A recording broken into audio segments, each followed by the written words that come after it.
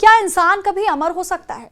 ये एक ऐसा सवाल है जिसका जवाब ढूंढने की कोशिश कई देश कर रहे हैं, मगर हाल ही में रूस ने इस सवाल का जवाब ढूंढ निकाला है। रूस के Skolkovo institute of science and technology की नई रिसर्च के मुताबिक इंसान 194 साल तक जिंदा रह सकता है। ये रिसर्च इसलिए भी खास है क्योंकि रूस के राष्ट्रपति पुतिन ने पिछले साल चीन के राष्ट्रपति जिनपिंग से बातचीत में खुद इस बात का खुलासा किया था कि माइक्रोफोन पर गलती से सुनाई दी गई इस बातचीत में पुतिन ने कहा था कि अगर मानव अंग प्रत्यारोपित किया जा सके तो आप जितना चाहे उतना लंबे समय तक जिंदा रह सकते हैं। पुतिन का ये बयान उस समय काफी चर्चा में रहा था। ये सवाल भी उठे थे कि क्या पुतिन ने खुद को अमर रखने का प्लान बना लिया है। इसके बाद रूस के उस प्रोजेक्ट का भी खुलासा हुआ था जिसमें बुढ़ापे से लड़ाई के लिए लंबी रिसर्च की जा रही है। खुद रूस की सरकार ने इस बात का ऐलान किया था कि इसे new technology for health preservation national project नाम दिया गया था। ये रूस का अब तक का सबसे महंगा प्रोजेक्ट माना जा रहा है।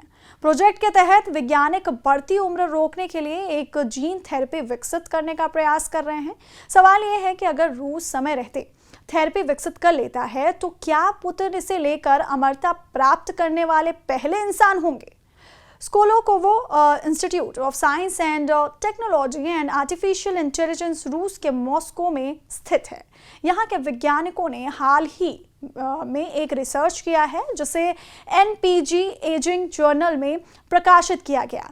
रिसर्च में वैज्ञानिकों ने मॉडल के आधार पर यह निष्कर्ष निकाला है कि इंसान अमर तो नहीं हो सकता, मगर बुढ़ापे से लड़कर कम से कम दोगुनी उम्र जरूर हासिल कर सकता है।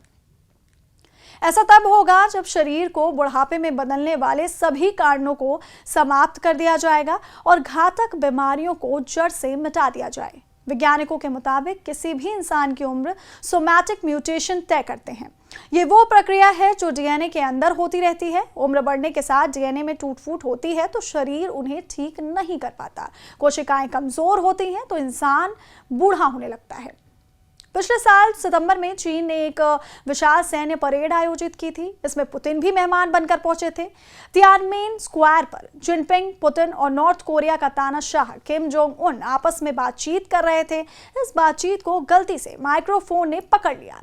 इसमें पुतिन ट्रांसलेटर के माध्यम से कह रहे थे कि अगर मानव अंगों को प्रत्यारोपित किया जा सके तो जब तक चाहो तब तक उम्र पाई जा सकती है, यहाँ तक कि अमरता भी संभव है। जिनपिंग ने भी इस बातचीत में कहा था कि बेशक कुछ लोग अनुमान लगाते हैं कि इस सदी में इंसान 150 साल तक जी सकता है। चीन की मीडिया में ये बातचीत प्रसारित होने के बाद क्रेमलिन ने माना था कि रूस इस पर काम कर रहा है। रूस की सरकार ने बाद में खुलासा किया था कि देश में new technologies for health preservation national project पर काम चल रहा है। वॉल स्ट्रीट जर्नल की एक रिपोर्ट में दावा किया गया था कि यह प्रोजेक्ट असल में 2024 में शुरू हुआ था, जिसे रूस की सरकार ने अब सार्वजनिक तौर पर स्वीकार किया है। उस समय इस रिसर्च को पुतिन के उस दावे से ही जोड़कर देखा गया था जो उन्होंने चीन में किया था। हालांकि क्रेमलिन का कहना है कि प्रोजेक्ट का लक्ष्य 2030 तक 1,75,000 जिंदगियों को बचाना है।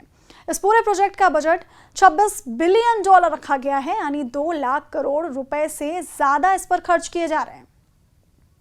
रूस के डिप्टी साइंस मिनिस्टर डेनिस ने दावा किया था कि बुढ़ापे से लड़ाई में प्रोजेक्ट बड़ा हथियार बन सकता है। इसके तहत वैज्ञानिक जीन थेरेपी विकसित कर रहे हैं जो सेलुलर एजिंग को धीमा करने के लिए डिजाइन किया जा रहा है। ये डीएनए स्तर पर ही बुढ़ापा आने से रोक देगी। प्रोजेक्ट का दूसरा चरण बायोप्रिंटिंग है। इसमें मानव अंगों की कोशिकाओं से चूहे की थायराइड ग्रंथि को बायोप्रिंट करने का दावा किया गया है। इसका मकसद बायोप्रिंटिंग से अंगों को बनाना है। वैज्ञानिक जेनो ट्रांसप्लांटेशन की दिशा में भी काम कर रहे हैं। उनका मकसद है कि मिनी पिग से ऐसे अंग तैयार किए जा रहे हैं जिन्हें जरूरत पड़ने पर इंसानों को लगाया जा सके। इसके लिए उनकी जेनेटिक एडिटिंग की जा रही है ताकि उन्हें मानव शरीर जैसा बनाया जा सके। इसके अलावा क्रायोथेरेपी पर भी काम चल रहा है जिसमें बहुत कम तापमान में इलाज किया जाता है, खासतौर से चोट के बाद टिश्यूज को राहत देने के लिए। रूस से लंबी उम्र के लिए बड़े पैमाने पर चल रहे शोध को देखकर एक्सपर्ट अलग अलग राय देते हैं। ज्यादातर लोगों का यह मानना है कि पुतिन एंटी एजिंग पर रिसर्च इसलिए करा रहे हैं ताकि खुद अमरता पा सके। चीन में सामने आया कि उनका बयान इसका आधार माना जाता है। हालांकि कुछ लोगों का यह भी मानना है कि एंटी एजिंग पर काम रूस की जरूरत बन चुका है क्योंकि वहां के लोगों की औसत आयु लगातार कम हो रही है। 2024 में रूस की औसत आयु 73.44 साल थी। इनमें पुरुषों की औसत आयु महज 68.26 साल थी, जबकि अमेरिका में पुरुषों की औसत आयु 74 साल के आसपास है और पश्चिमी यूरोप में 78 से 80 साल तक है।